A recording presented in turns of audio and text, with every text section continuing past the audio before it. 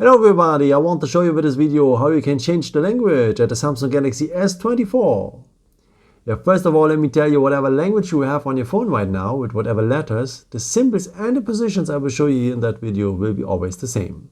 Okay, let's start now. First of all, we will need the settings form. So just scroll down here and then you will have here always here at the corner the symbol for the settings. Just tap on it.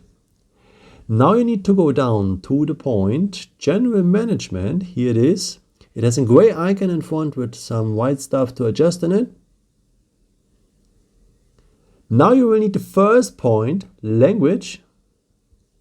And here we are.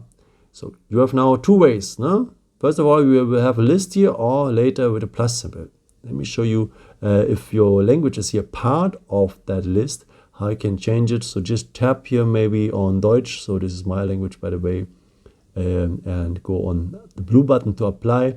And then you will have your language. But what happens or what you should do if your language is not part of that list, let me turn it back into English first that you can follow the video better. So what to do now if your language is not part of that list? Yes, it is the green plus symbol here to add a language. And now you can choose from many languages. So let us keep going on here in English to follow the video better. And now in the second step, most of the time you can choose a local dialect. Let's take the dialect from South Africa. Greetings, by the way.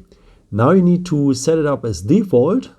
So it's usually the most right one, or in case if you increase the text size, it's below. So in my case. And now the language is here in English with the dialect of South Africa. Yeah. I hope I could help you with this video and answer your question. And maybe if you want, you can leave me a nice comment or give me some thumbs up. That would be very helpful for my videos. Thank you so much for. I've created also some other videos if you're interested in with some more tips and tricks and so on. You can also subscribe me if you haven't done it before. Thank you so much for your support and maybe until next time. Ciao.